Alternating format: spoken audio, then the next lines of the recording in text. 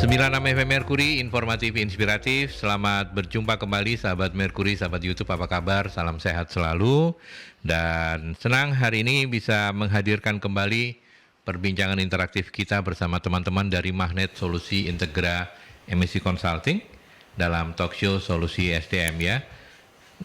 Hari ini kita akan membahas tema korelasi produktivitas karyawan dengan liability pribadi karyawan.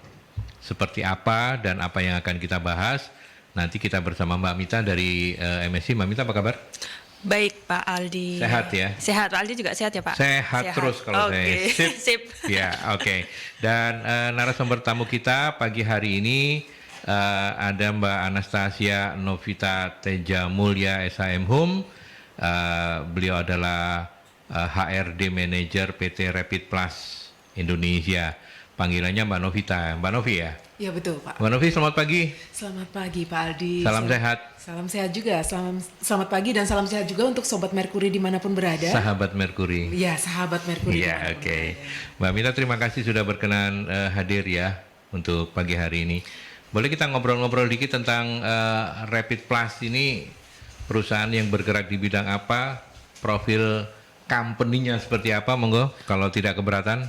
Baik, siap. Ya, Rapid Plus sendiri adalah salah satu anak perusahaan dari Dynapack Asia, Pak. Jadi kebetulan kalau untuk Dynapack Asia itu kami perusahaan plastik packaging atau kemasan plastik, manufacturing kemasan plastik yang saat ini terbesar di Asia Tenggara, Pak. Seperti itu.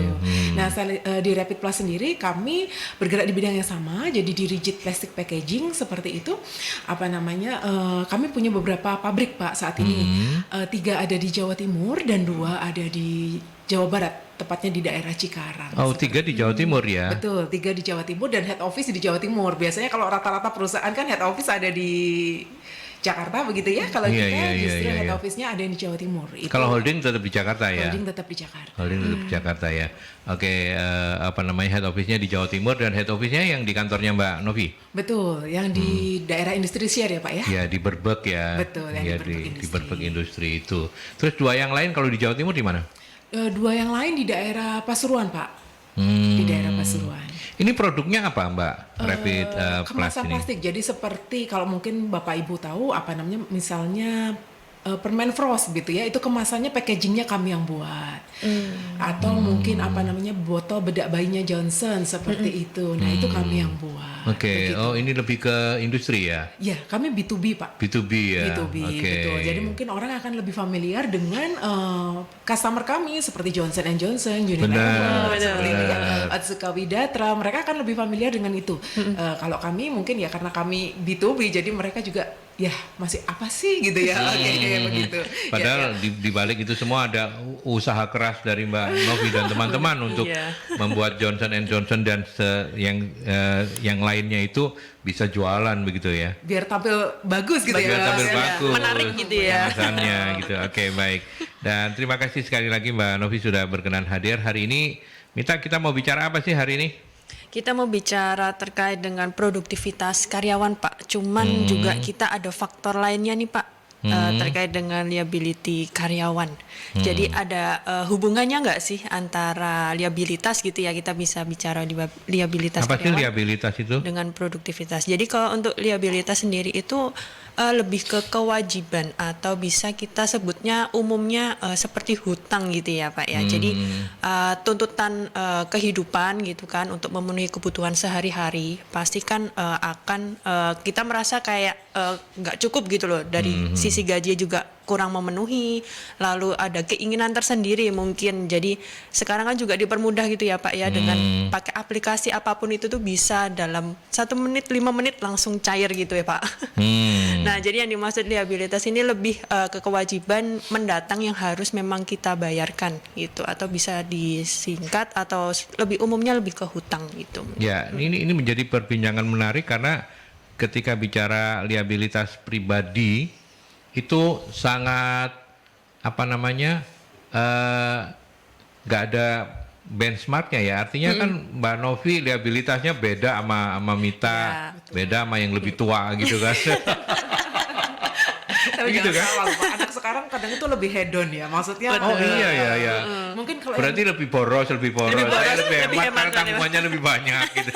mungkin bukan boros. Mungkin kalau orang yang lebih apa yang sekarang itu kalau orang-orang dulu itu mungkin lebih ini ya, maksudnya lebih sederhana hidupnya. Jadi maksudnya enggak neko-neko. Kalau sekarang itu karena mungkin medsos dan segala macamnya itu ini ya apa namanya Iya, merebak dengan ini terus kemudian Betul. menampilkan beberapa kok kayaknya enak ya hidup seperti Betul. itu ya, semuanya bermerek gitu ya. Benar-benar orang ini saling pengaruh lifestyle itu lebih mudah, lebih masif ketika sosial media seperti sekarang gitu kan. Betul. Iya. Enak rek kesini rek kepingin rek Pengen. gitu, ya kan, datang ke sana atau bagusnya barangnya apa kayak gitu-gitu ya gitu. ya. Tapi emang benar ya Mbak Mita, kalau kita bicara liabilitas pribadi itu sangat relatif ya. Artinya kan tapi tetap harus ada ukuran ini ya, harus ada ukuran minimalnya. Oh ini gitu atau gimana? Kalau misalkan kalau dari kita lihat dari skala prioritas mungkin ya Pak. Jadi prioritasnya kita misalkan terkait dengan liabilitas ini untuk hal yang apa dalam jangka pendek atau jangka panjang nih kebutuhannya kita. Jadi jangan sampai disalahgunakan gitu ya. Jadi kayak terbeban nanti setiap bulan ada tanggungan, nggak cuma 1-2. Di sisi lain juga kita harus perform juga nih di tempat kerja karena kan kita juga membutuhkan kerja untuk pengembangan diri. Di samping kita juga mendapatkan gaji dan juga memang untuk memenuhi kebutuhan kita seperti itu. Jadi lebih ke prioritasnya dulu sih. Itu yang memang harus harus dilihat juga, yang juga jadi pertimbangan juga nantinya kalau misalkan memang harus berhutang gitu ya untuk kewajiban untuk membayar gitu. Nah hari ini sebenarnya kita lebih bicara bagaimana kemudian liabilitas ini terpenuhi atau tidak dan itu korelasinya dengan produktivitas di perusahaan begitu ya. Mbak Novi mau menambahkan? Iya, kalau bagi saya mungkin liabilitas itu bukan hanya sisi negatif ya. Jadi menurut saya kadang itu justru bisa jadi sisi positif, tergantung gimana bisa memanage gitu ya, gimana bisa memanage. Jadi kalau misalnya dia dia punya tanggungan keluarga gitu yang harus dihidupin gitu kan. Kadang-kadang itu meningkatkan mental untuk bertahan gitu ya. Kadang-kadang meningkatkan mental untuk bertahan dan lebih produktif gitu kan. Wah, kalau saya tidak produktif nanti kalau saya tidak dapat bekerja lagi gitu, nanti yang menghidupin keluarga saya di rumah siapa kan gitu ya. Kadang-kadang kalau kita ketemu orang yang seperti ini kadang dimarahin juga nggak apa-apa gitu ya. Tapi kalau orang yang nggak punya apa-apa menurutnya kadang mungkin uang saku dari orang tuanya itu lebih besar daripada gajinya. Atau 11-12 sama gajinya. Ditegur sedikit besok minta resign gitu Pak. Biasanya seperti itu. Kadang-kadang mentalitas itu ada begitu juga anak-anak sekarang ini.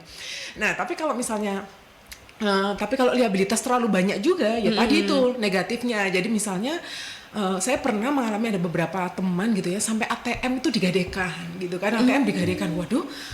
Ketika saya dengar saya juga agak shock. Waduh, ATM digadekan berarti kan setiap bulan nggak terima gaji gitu ya.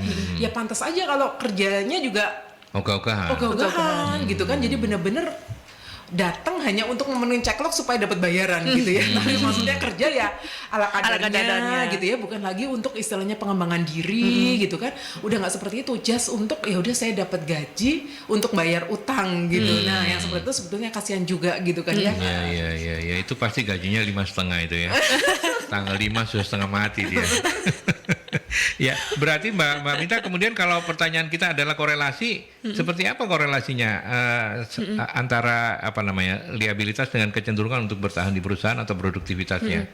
Jadi itu tadi, jadi yang disampaikan oleh Bu Novi gitu ya. Jadi terkait dengan liabilitas itu kan ada hal positif dan negatifnya. Dari mana kita positif itu mengambilnya adalah yang namanya hidup pasti punya tuntutan tersendiri ya Pak ya. Di samping kita juga bekerja untuk memenuhi kebutuhan diri kita, ataupun kalau zaman sekarang gitu ya, anak muda sekarang mungkin juga memenuhi kebutuhan keluarganya, orang tuanya mungkin ya lagi tren juga itu seperti kayak gitu. Ya, sandwich generation ya benar.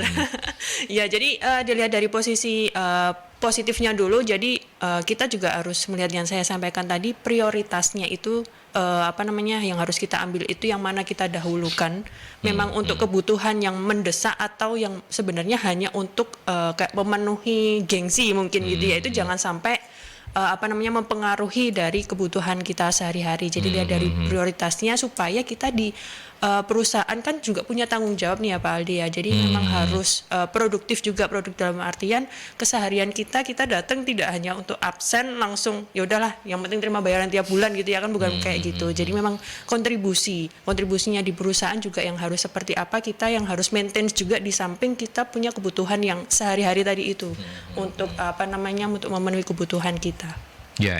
Tiap orang memang, Mbak Novi, tiap orang memang punya liabilitas berbeda-beda ya. Betul.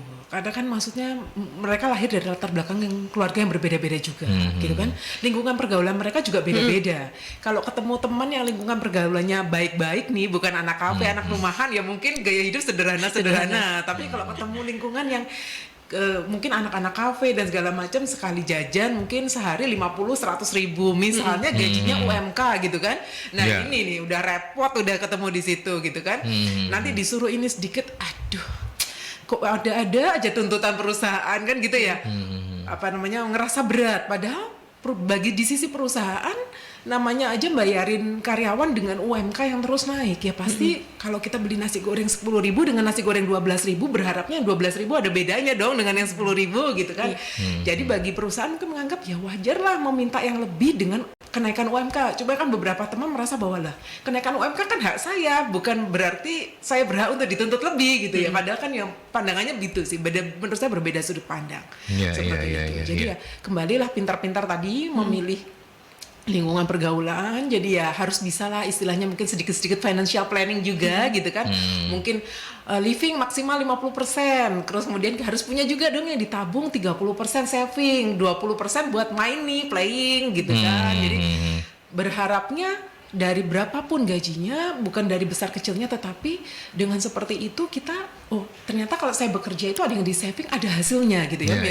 Nggak sekedar kalau untuk jajan dan ini mungkin 5 tahun berikutnya kita lihat saya dapat apa sebetulnya bekerja ya, terus mulai menggerutu ini kantor nggak membuat saya jadi kaya gitu kan. Udah mulai begitu kan ya, gajinya kecil nggak naik-naik. Nah yang seperti itu udah biasanya mulai muncul. Oke. Sebelum kita break ke iklan, kita pertajam lagi soal liabilitas. Jadi liabilitas itu adalah kemampuan seseorang untuk memenuhi kewajibannya begitu ya, untuk bertahan hidup bertahan hidup. Dan itulah kemudian dikaitkan dengan produktivitas. Kalau padahal sebenarnya tidak melulu ini menjadi kesalahan perusahaan ya. Artinya mungkin perusahaan sudah menggajinya cukup, tapi karena tadi itu yang Mbak Novi bilang, karena dia bergaulnya dengan anak-anak gaul gitu kan, terus kemudian ngapi terus, hidupnya lebih hedonis, duitnya lebih boros gitu ya. Jadi ada hal-hal yang kayak begitu. Oke.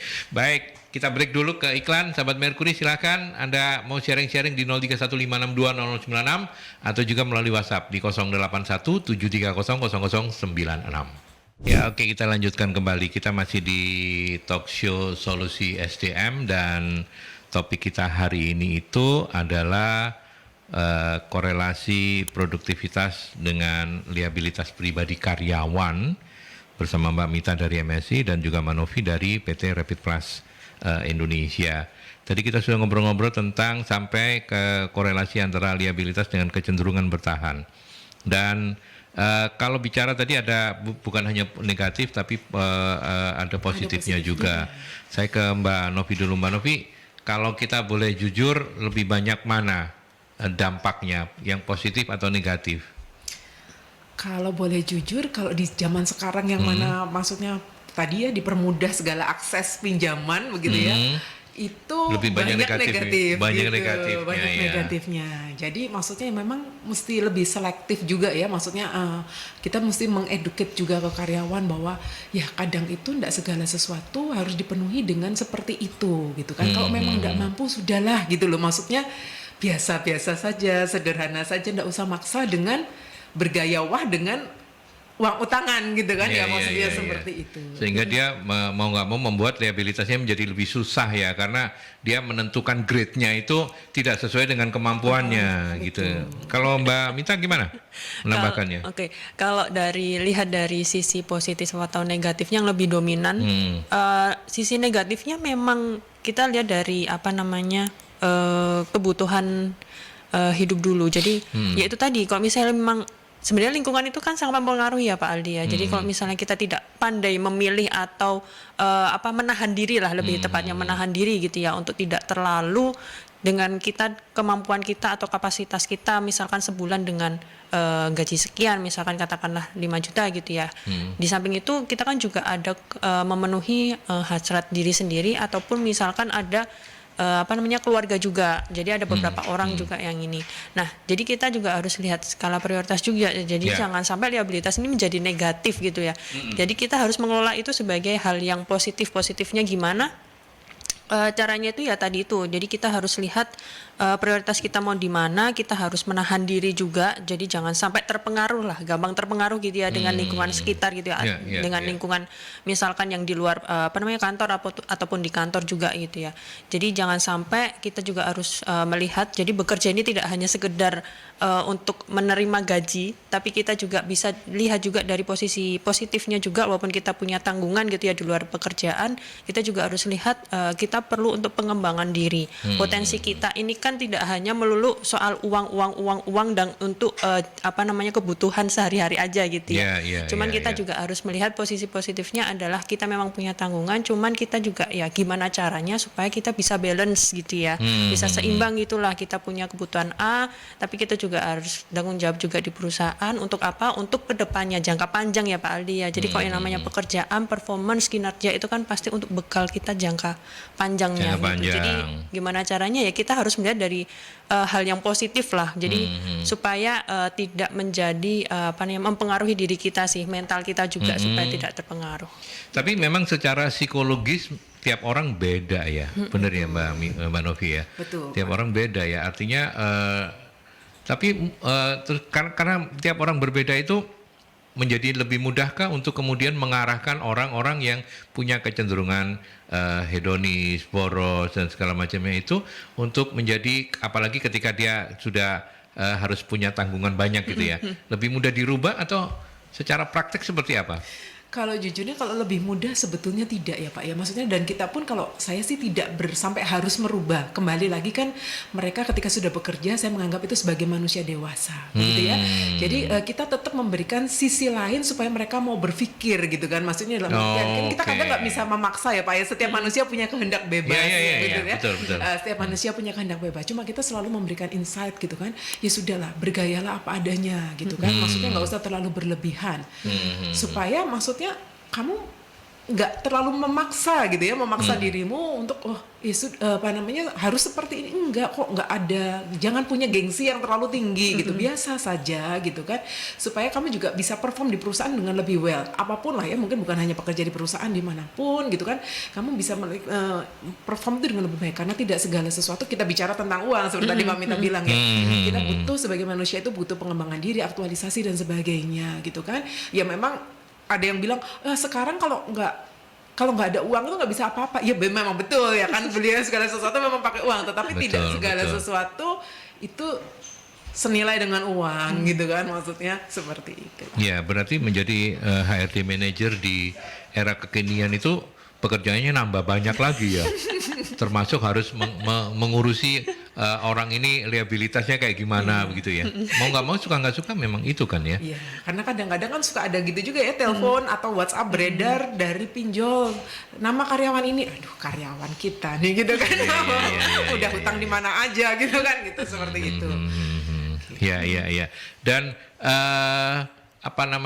bagaimana kemudian di perusahaannya Mbak Novi dalam tanda petik menangani, karena ini kan kalau tidak di manage kan dampaknya nanti bisa kemana-mana begitu ya. Betul. Mungkin menjadi kepada yang bersangkutan, katakanlah dari kasus yang terakhir, kepada yang bersangkutan ini menjadi beban moral yang lebih dalam lagi, membuat dia menjadi nggak produktif. Sementara bagi yang lain mungkin ya bisa ada pengaruh-pengaruhnya gitu. Selama ini kalau di Rapid Plus so far so good ya? So far so good Pak. Rata-rata ya ada sih yang seperti itu. Tapi biasanya kalau memang ada yang seperti itu, biasanya kita panggil gitu kan, kita bilangin gitu kan. Apakah kamu maksudnya mau bekerja, mau merusak reputasi yang sudah kamu bangun gitu kan? Kalau sampai misalnya WhatsApp ini beredar sampai kemana-mana, orang akan istilahnya menstigma kamu atau mengecap kamu, ternyata orangnya begini gitu kan, nggak bisa dipercaya. Hutang itu kan kepercayaan ya Pak ya, betul ya. Ketika dia nggak bayar dan segala macam, mungkin orang juga akan berpikir mau percaya kamu untuk urusan yang lain juga takut gitu kan. Apakah kamu mau seperti ini? Ibaratnya kamu menggali pelubang untuk dirimu sendiri gitu kan. Nanti kalau kamu sudah seperti ini, ketika kamu mau maju juga sulit karena orang nggak percaya lagi sama kamu. Seperti itu. Lebih ke arah begitu sih Pak ya. Jadi kalau memang ada ya memang kita memang panggil gitu kan. Kita ibaratnya ya kita tidak bisa memaksa, tapi kita memberikan arahan supaya dengan harapan lebih baik lah ya, seperti itu. Jadi memang apa namanya, kalau kasusnya nggak banyak berarti gajinya cukup ya.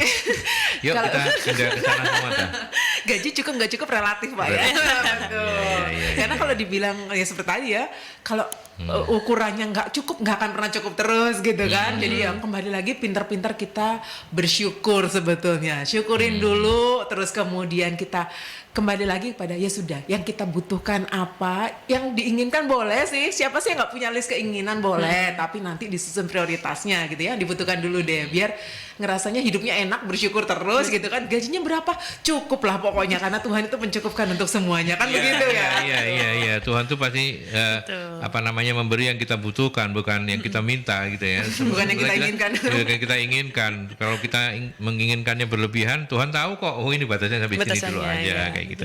Mbak Mita mau nambah komentar soal kalau misalnya di perusahaan dampak-dampak tadi itu mungkin kalau tadi kan kita belajar dari perusahaannya Manovi ya. Nah kalau dari perusahaan-perusahaan yang mungkin selama ini sempat ditangani ada masalah-masalah apa gitu. Oke. Saya cuman bisa share mungkin di pengalaman saya sebelumnya ya Pak ya. Karena kan memang sebelumnya kan saya juga di HR gitu ya. Di HR sempat menangani kasus-kasus juga seperti itu. Jadi memang seperti tadi Bu Novi tadi yang menjelaskan terkait dengan kalau misalkan karyawan itu macet gitu ya, macet untuk pembayarannya, kewajibannya itu kan pasti yang dicari pertama adalah kantornya gitu ya, karena memang setiap ada case-case seperti itu kan pasti mencantumkan mencantumkan tempat bekerja dan juga nomor telepon yang bisa dihubungi gitu. Jadi memang kalau untuk dari sisi HR memang hal-hal seperti itu mungkin membuat serba salah ya.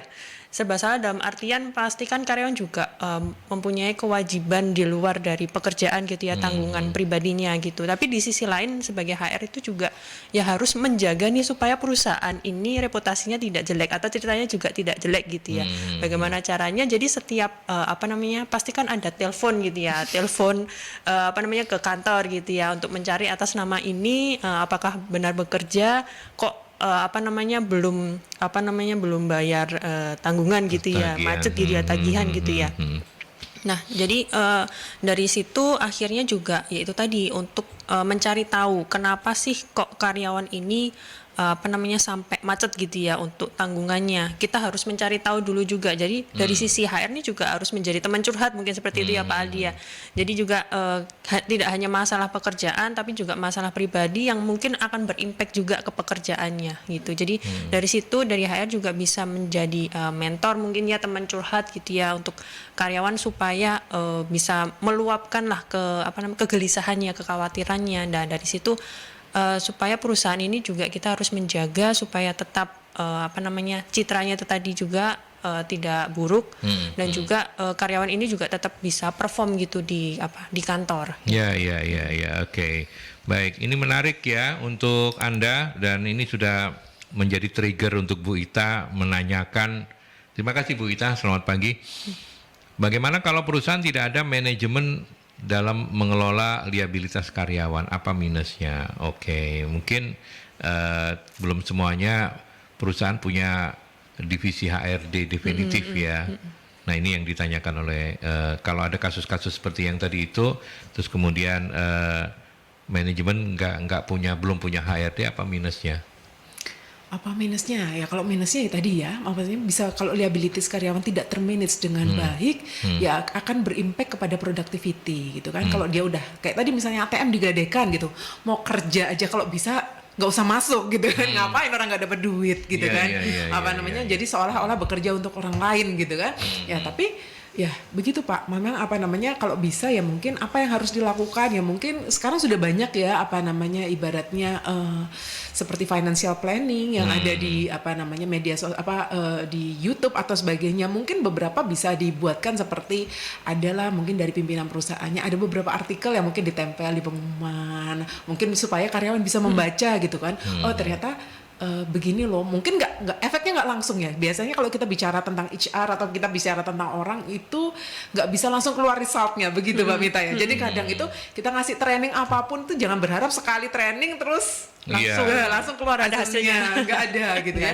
Jadi memang itu butuh proses dan proses itu butuh waktu gitu kan ya. Yang apa yang penting kita berusaha memberikan pengetahuan lah minimal membuka istilahnya membuka informasi, membuka wawasan mereka bahwa ada sisi lain loh gitu kan, atau mungkin dikasih cerita nih, oh ada pengalaman yang di sebelah situ mungkin dimasukkan di papan pengumuman aja atau apa gitu ya, ada cerita kasus seperti ini mungkin dibaca, mungkin nggak semua orang aware dan sadar tapi mungkin ada 1-2 orang yang tergugah, oh kalau ternyata saya bergaya hidup hedon terus gitu kan, atau saya tidak memanage liability saya dengan baik, saya bisa jadi seperti itu gitu kan. Nah gitu. Ya, yang menarik itu kan Mbak Novi sama Mbak Mita punya pengalaman di HRD gitu ya.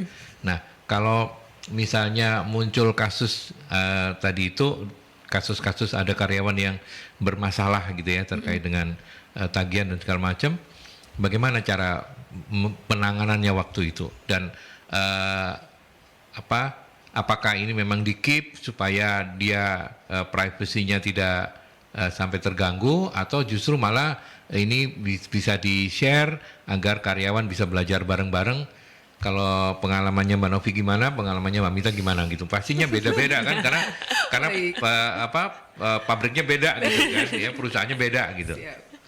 Baik, ya kalau pengalaman saya sih pertamanya namanya ini ya istilahnya membuka aib orang ini nggak baik gitu ya, ya tetap kita panggil dulu secara ini tolong selesaikan baik-baik gitu kan. Tapi kalau sampai itu belum selesai, biasanya kayak gitu tuh kan terus kalau apalagi kalau pinjol ya, SMS-nya WA itu nyebarnya bukan cuma ya itu makanya, gitu kan. betul. Nah gitu kan.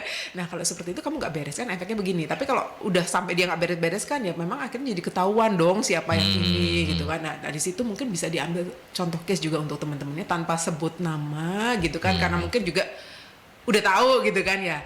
Ya harus memang seperti itu, lain kali lebih hati-hati gitu kan, ibaratnya ya lebih bisa manage lah gitu kan, lebih bisa manage bahwa nggak segala sesuatu yang kita inginkan itu bisa langsung instan didapatkan seperti itu. Oh jadi masih jauh dari kalau sudah ini kayaknya nggak bisa dibina, ini harus dibinasakan ini. Nggak sampai seperti itu. Tapi kecuali kalau dia ngaruh ke produktivitas ya, biasanya kadang terus kemudian ada yang tadi ogah-ogahan jadi sering nggak masuk. Nah kalau itu kan kita tidak menginginkan karena liability-nya dia, tapi lebih ke arah memang dia bermasalah gitu kan karena pekerjaannya. Kalau seperti itu ya kalau jadi sering nggak masuk, sering hilang gitu kan, pada saat jam kerja dicari nggak ada gitu kan. Nah kalau memang seperti itu ya mungkin pasti akan bermasalah lah ya, pasti akan kena SP1, SP2 dan sebagainya. Jadi kita ini konsekuensi ini ya konsekuensi logis lah ya. Betul. Sebagai sesuai dengan aturan perusahaan gitu ya. Betul. Oke, Mbak Mita nggak boleh niru ya, tapi kalau kebetulan sama ya nggak apa-apa. Oh silakan. Ayo pelajaran sendiri loh ya, nanti dinilai. Dinilai Pak Aldi. Pendengar yang menilai bukan mencontek. saya. Jadi Gimana Mbak Mita? kalau dari pengalaman saya Pak Aldi ya, jadi pernah juga sih dalam artian sebenarnya kalau untuk liabilitas itu lebih ke pribadi karyawan. Jadi kita jangan dari HR itu ya, jangan sampai kita terlalu jauh gitu loh, ikut campur dalam artian ini kan ranah pribadi karyawan. Kalau misalnya memang tidak ada impactnya gitu ya ke pekerjaan, ya jangan sampai kita kayak terus menanyakan atau misalnya mengintimidasi gitu kan, jangan sampai ke arah situ. Jadi memang harus ada untuk pembicaraan lebih lanjut memang dari segi HR dan juga karyawan tersebut gitu. Cuman berjalannya waktu itu juga pernah ada juga Pak Aldi. Jadi karena memang sudah terlalu banyak pinjol, lalu pinjol ini kan pasti telepon ke kantor gitu ya, perusahaan meneror terus kayak gitu. Nah akhirnya sempat dipanggil lah karyawan tersebut, lalu diajak bicara gitu ya, bicara. Nah dari situ kita juga sebenarnya juga membantu sebenarnya kebutuhanmu tuh apa sih gitu kan. Gajimu lo sekian dalam 1 bulan, kamu ada pinjaman apa aja, terus di luar itu kebutuhanmu itu apa, misalkan karena dia sudah berkeluarga gitu ya, sudah punya anak juga, atau misalkan ada hal-hal yang lain kayak gitu, kita breakdown gitu Pak. Kita membantu gitulah istilahnya untuk menghitungkan sebenarnya tuh dengan gajimu sekian itu kurang loh untuk kalau misalnya kamu ini pinjol yang terlalu banyak gitu, misalnya kayak gitu. Nah sampai akhirnya berjalannya waktu, karyawan itu juga akhirnya resign juga Pak, mungkin karena malu, mungkin ya bisa dibilang mungkin malu karena selalu diteror, kantor ini juga tempat dia bekerja tuh diteror untuk tagihan terus, dengan sendirinya pun karyawan itu juga akhirnya resign gitu. Jadi sebagai HR perannya adalah yaitu tadi, kita juga harus melihat memilah lah antara kita itu bekerja di perusahaan, kita menjaga nama perusahaan ini dengan baik, namun karyawan ini kan pasti juga punya kebutuhan pribadi gitu ya, liabilitasnya itu. Nah jangan sampai kita terlalu jauh untuk ikut campur selama misalkan kebutuhan pribadi itu tidak ada impactnya ke pekerjaan, ya itu sah-sah aja, baik-baik aja, itu kan pura-pura nggak tahu lah ya. Nah hak karyawan juga kan ya Pak ya, jadi kita harus melihat itu dari sisi itu dulu sih. Jadi kalau misalnya sampai mengganggu, yaitu tadi telepon meneror karyawan juga ditelepon setiap jam kerja, lalu sampai telepon ke kantor, nyampe maki-maki, mungkin kan ada juga yang seperti itu Pak. Jadi kalau hal-hal sampai seperti itu kan ya memang harus ada panggilan karyawan itu, diajak untuk bicara, kita coba membantulah sebisanya kita dari sisi HR. Mungkin kok misalnya bisa dihitungkan dengan kebutuhannya dia dan pendapatannya dia, ya oke, itu fine aja. Cuman kalau misalnya berjalannya waktu, karena memang itu tidak bisa instan gitu ya, tidak bisa instan, kita juga harus memonitor juga nih karyawan ini gimana, bulan ini ada misalkan katakanlah 5 telepon, bulan depan masih ada 5 telepon lagi enggak gitu. Kalau sampai masih ada 5 telepon terus kayak gitu kan, berarti ya harus ada evaluasi lagi gitu. Ya, dan dari 2 narasumber ini, sahabat Merkuri, kita mendapatkan nasihat terbaiknya itu, ya ini memang menjadi tugas dan tanggung jawabnya HR gitu ya.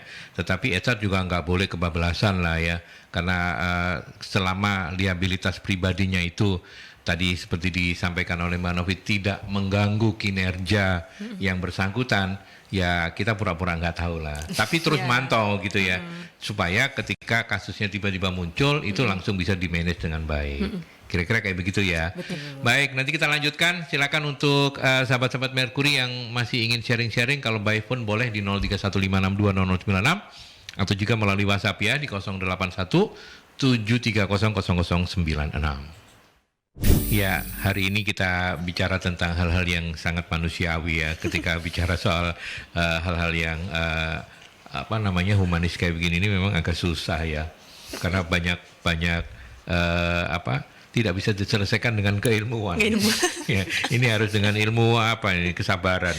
Pak Anton, selamat pagi. Terima kasih sudah bergabung. Apa kontrol yang harus diterapkan agar produktivitas karyawan dan liabilitas berjalan seiring? Sering-sering diajak ngobrol kali ya. Monggo, tapi saya ke Mbak Novi dulu deh. Baik, kalau dari kami biasanya gini Pak, kalau memang ada yang mengajukan pinjaman gitu ya, biasanya tadi kita cek dulu pinjamannya buat apa, sebelum kita buru-buru ngeluarkan surat, karyawan tetap gitu kan, surat keterangan karyawan tetap atau apapun, tujuan pinjamannya dulu buat apa gitu kan.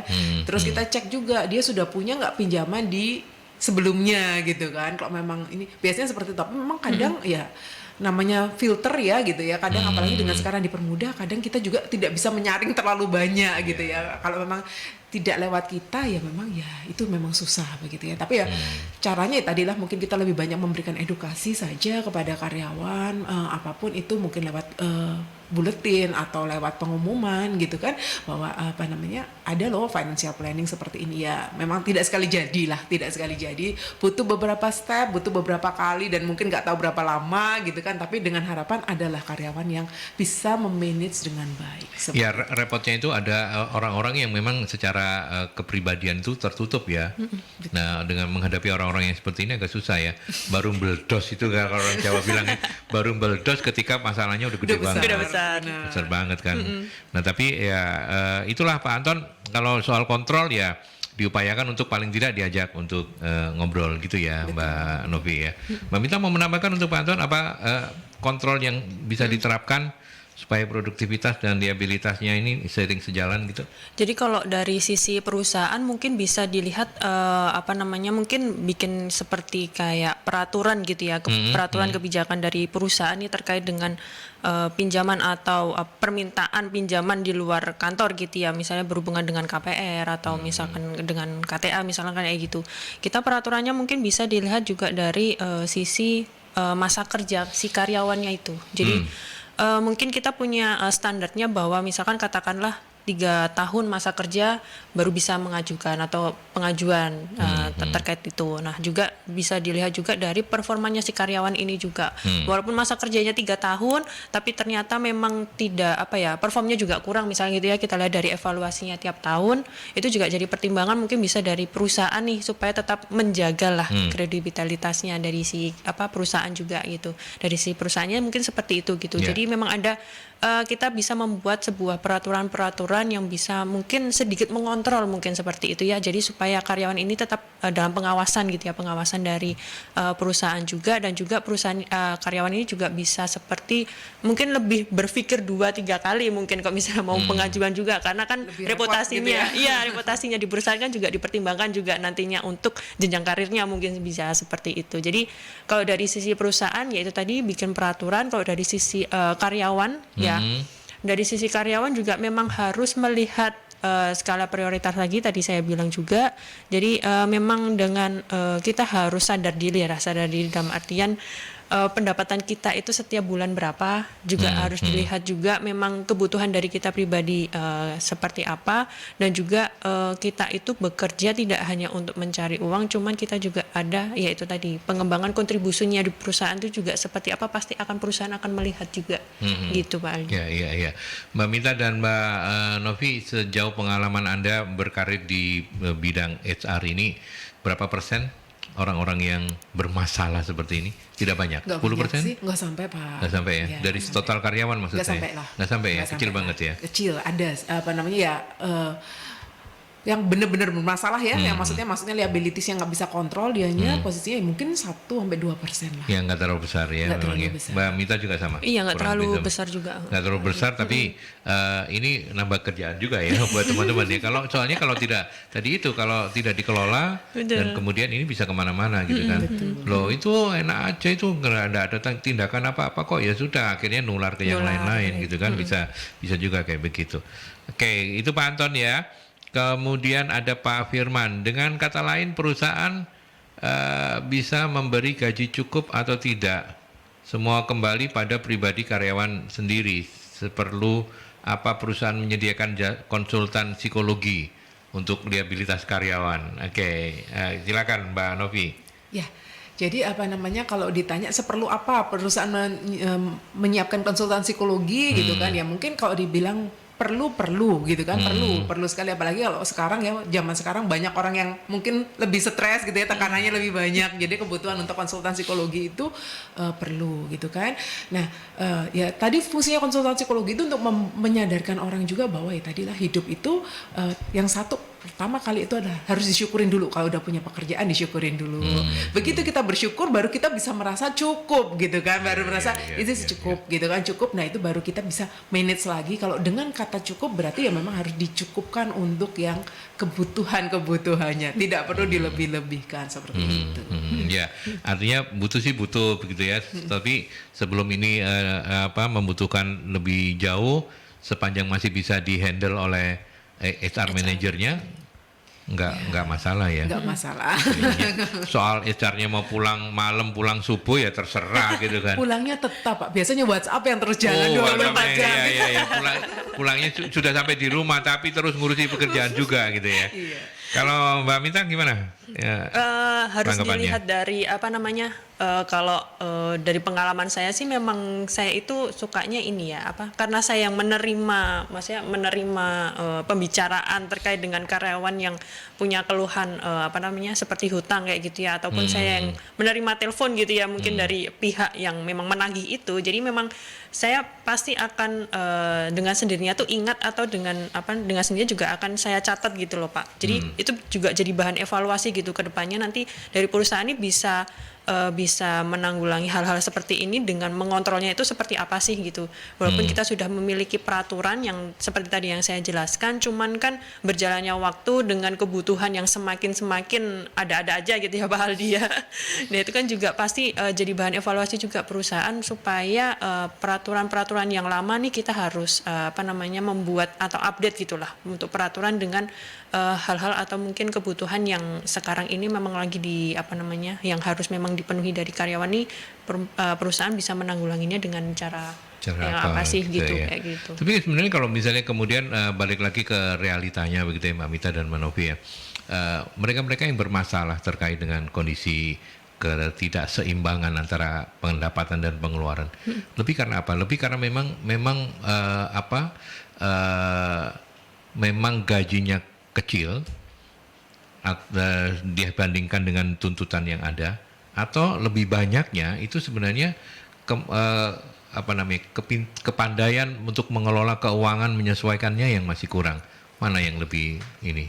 Kalau saya sih karena kalau perusahaan kami kan minimum UMK gitu ya, minimum UMK gitu kan, dan kita tahu sendiri UMK di Surabaya kan ya cukup tinggi, tidak kecil-kecil sekali gitu ya, tidak kecil-kecil sekali. Jadi kalau menurut saya ya kembali kepada kelihayan kita lah untuk memanage penghasilan apapun yang kita terima untuk kebutuhan kita seperti itu. Iya, tapi memang literasi finansial itu masih kurang banget sih ya di kita ini ya, jujur ya, benar ya. Betul ya. Menurut saya sih masih kurang. Saya punya program rumah literasi finansial hari Senin itu bareng teman-teman finansialku.com dan para financial planner ini juga menyampaikan seperti itu. Meskipun sekarang udah mulai lumayan. Mulai naik ya kesadaran akan financial planning ini udah mulai naik. Tetapi ketika disampaikan pada pertanyaan mendasar bagaimana proyeksi financial freedommu atau penataan keuangan lah, nggak usah sampai freedoman, menata duitmu ya itu memang masih kurang sekali gitu ya. Nah itu jadi problem. Tapi Mbak Minta mungkin punya pengalaman yang lain? Oh, enggak kok, udah bagus sekarang gitu. Mungkin di tempat kerjanya karena gajinya 2 kali UMK gitu kan? Jadi sebenarnya kalau saya lihat dari lingkungan saya aja ya Pak Alia, jadi memang dari lingkungan sesama karyawan gitu ya, karyawan yang bekerja di suatu perusahaan memang yang paling kayak terlihat gitu memang seperti tren ya atau gengsi. Iya kan jor-joran ya orang itu kan jor-joran itu ya. Jadi punya motor baru. Motor baru. Ya. Katakanlah ini yang paling simpel gitu ya. Misalkan ada kafe baru buka gitu, baru pertama kali buka di Surabaya. Nah itu langsung ke sana semua langsung. Rasanya kalau temennya cerita terus kita belum ke sana itu kayak duweso banget gitu. Nah ya itu. Padahal ya enggak juga. Padahal gitu juga ya. enggak gitu. Jadi memang lebih ke pengaruhnya lingkungan itu yang paling dominasi sih, apalagi di zaman-zaman sekarang dengan usia sekarang ini yang tahun 2000-an gitu ya udah mulai pada kerja gitu, juga memang gengsinya ini yang lebih tinggi sih dibanding dengan tidak melihat juga nih dari pendapatan juga dan kebutuhan sebenarnya kebutuhan yang sebagai prioritas itu yang mana gitu. Jadi memang terlalu tenggelam dengan gengsinya. Jadi kalau temennya bisa beli ini itu, lalu misalkan ada katakanlah kafe baru gitu ya di Surabaya atau mall baru atau misalkan outlet baru gitu ya di Surabaya, pengennya juga langsung ikut, nggak mau kalah gitu loh Pak. Betul. Iya, jadi jangan sampai hal-hal seperti itu tuh langsung kayak mempengaruhi kita sebenarnya tuh bukan orang yang kayak gitu loh, cuman gara-gara lingkungan. Ya jangan sampai lah lingkungan boleh seperti itu, cuman kita ya harus mawas diri, ya harus menahan diri juga gitu Pak. Ya, nah kalau Anda yang mendengarkan program ini adalah HR ya, yuk kita belajar bareng-bareng. Pekerjaan Anda nambah banyak ya. Makin hari makin banyak ya pekerjaannya ya. Oke, kemudian Pak Bagus, terima kasih juga sudah berkenan untuk mampir di perbincangan pagi hari ini. Bagaimana kompensasi dapat mempengaruhi semangat kerja dan produktivitas karyawan? Kompensasi dalam pengertian mungkin bonus, mungkin apa, kira-kira kayak begitu ya. Saya ulang ya. Bagaimana kompensasi dapat mempengaruhi semangat kerja dan produktivitas karyawan? Mbak Minta dulu. Kalau kompensasi itu sangat-sangat mempengaruhi ya Pak ya. Jadi memang nih kalau misalnya karyawan gitu yang ditunggu-tunggu kan biasanya kalau ada bonus gitu di akhir tahun, biasanya kayak gitu. Akhir tahun atau awal tahun gitu biasanya baru cair gitu. Itu sangat membangkitkan nanti untuk kedepannya nih, itu kan sebenarnya kalau bonus itu kan biasanya dilihat dari appraisal gitu ya, performance-nya gitu ya, evaluasinya. Jadi kalau misalnya memang bonusannya tahun ini misalkan rendah gitu ya, jelek gitu ya, berarti kan memang dari sisi karyawan ini juga harus sadar bahwa oh berarti saya ada kurangnya nih dari performance sama yang sebelumnya gitu, supaya saya untuk tahun depannya atau berjalannya waktu 1 tahun ini saya mendapatkan bonus yang lebih tinggi gitu. Jadi sebenarnya hal-hal seperti itu juga sangat membantu. Di samping ada bonus juga mungkin kalau misalkan nih ada pencapaian gitu, misalnya pekerjaan by project gitu ya Pak ya. Jadi misalkan project kita hanya sendirian single factor, itu juga bisa menjadi perusahaan juga bisa kasih sebuah reward gitu ya, supaya perusahaan itu oke, saya kasih next project, berarti karyawan ini juga bisa nantinya untuk berhasil dari project ini. Ya gitu ya, ada iming-iming lah ya, iming-iming untuk supaya karyawan bisa lebih produktif begitu ya. Oke, itu kalau Mbak Novi? Ya, sebetulnya kurang lebih sama dengan Mbak Meta sampaikan bahwa ya memang kalau kita pingin perusahaan kita itu performance driven, maksudnya istilahnya perusahaan bergerak karena memang karyawannya perform begitu kan, ya itu tadi memang harus ada ibaratnya iming-iming di luar gaji. Karena kadang-kadang kalau gaji itu kayak kita tuh merasa bahwa ya ini kayak hak gitu ya, merasa hak yang maksudnya. Nah makanya kalau saya pribadi mungkin saya lebih setuju gajinya mungkin nggak usah yang besar-besar sekali, tetapi rewardannya yang berdasarkan pencapaian. Jadi semua orang akan terpacu kalau memang saya perform well gitu kan, perform bagus, saya dapat lebih gitu kan. Jadi untuk yang yang lain-lain kalau pingin seperti itu, pingin dapat lebih, ayo kita perform bagus gitu. Jadi perusahaannya juga ikut berkembang begitu. Ya intinya adalah punya pengaruh dan bahkan sangat penting sekali untuk bisa diatur lah ya, seperti apa mekanismenya agar jadi trigger terus untuk karyawan perform bagus. Kemudian ada Ibu Rusi Nikitawati. Keren ini beliau pakarnya HR ini. Saya kalau jawab pertanyaan beliau agak sungkan. Beliau gitu senior saya juga. Beliau dulu ketuanya Forkomsir. Begitu sebelum Bapak Junaidi, ya beliau sesepuhnya beberapa kali senior, talk show di sini juga. Selamat pagi Bu Ruzi Nikitawati. Bisa memberikan masukan untuk penyampaian share. Apakah manajemen sebaiknya membangun koperasi? Ayo jawaban. Dari Bu Novi dulu mungkin ya. Kenapa? Mbak Novi dulu, monggo silakan. Kalau apakah manajemen perlu membangun koperasi? Nah, koperasi apa nih Bu? Kalau koperasi untuk mewadahi tadi mungkin karyawan kalau misalnya butuh kebutuhan bisa koperasi gitu aja. Gitu. Mungkin tetap dibutuhkan supaya harapannya karyawan lebih terkontrol gitu ya. Nggak lari keluar dulu, tapi memanfaatkan yang di dalam, dan kalau bisa jangan lari yang keluar, karena kalau di dalam kan ada batasnya, misalnya maksimal hutang 30% daripada cicilan hutangnya, 30% daripada penghasilan gitu kan. Kalau itu di manage di dalam kita tahu ya kan berapanya gitu kan. Gitu. Ya, jadi perlu, atau mungkin Bu Rusi yang mau sharing. Kalau waktunya nutut silakan menelpon di 0315620096 Ibu, saya kasih waktu karena kita sudah ada di penghujung, tapi silakan Mbak Mita. Saya share pengalaman saya lagi ya Pak Aldi. Jadi memang di perusahaan saya yang pertama kali saya kerja memang ada sebuah koperasi gitu. Jadi koperasi ini adalah untuk itu tadi, salah satunya membantu karyawan lah. Jadi istilahnya perusahaan memberikan fasilitas gitu ya, mempermudah karyawan yang sudah bekerja mengabdikan diri gitu ya dengan perusahaan, untuk dipermudah kalau misalnya memang karyawan ini membutuhkan sesuatu yang urgent atau mendesak gitu. Cuman balik lagi, karena koperasi ini kan biasanya memang langsung memotong gaji ya Pak Aldi ya. Jadi memang kita lihat persentasenya juga dari pendapatannya si karyawan ini berapa. Jadi jangan gegabah juga untuk memberikan pinjaman gitu ya ke karyawan. Kita lihat dulu kebutuhannya apa, gajinya dia per bulan berapa, mencukupi atau tidak, dan juga kita pasti akan melihat masa kerjanya si karyawan dulu juga. Jadi kalau misalkan memang kurang dari satu tahun gitu, pengalaman saya memang belum bisa gitu ya, dari soalnya juga perusahaan kan juga belum melihat kinerja atau performanya dari si karyawan ini gitu. Jadi memang harus dilihat juga masa kerjanya, lalu evaluasinya dia, track recordnya seperti apa, dan juga kita biasanya sebelum ada pinjaman itu kita juga ada sesi untuk mengobrol-ngobrol dalam artian selain untuk pinjaman di perusahaan, sudah adakah pinjaman di luar dari perusahaan. Misalkan mungkin banyak gitu ya kalau untuk pilihan pinjaman gitu ya, memang harus dicari tahu dulu gitu. Jadi jangan sampai perusahaannya juga istilahnya jadi kayak ya kita membantu, jangan sampai jadi akhirnya mungkin merugi dalam artian ya citranya tadi perusahaan turun, juga karyawan ini juga nanti jadinya kurang juga untuk performa atau kinerjanya di perusahaan. Ya, tapi kalau soal perlu ada tidaknya koperasi, Mbak Mita termasuk yang setuju apa enggak? Ini kita mau puling ini. Kalau saya pribadi setuju, Pak, karena ya itu tadi saya sudah ada pengalaman di kantor yang sebelumnya lagi, memang itu sangat membantu. Sangat membantu. Jadi memang ada hal-hal yang urgent mendesak gitu ya, yang katakanlah tidak terplanning mungkin ya dengan kondisi yang memang harus saat itu juga ditangani misalkan kayak gitu dan butuh uang atau dana yang lebih gitu.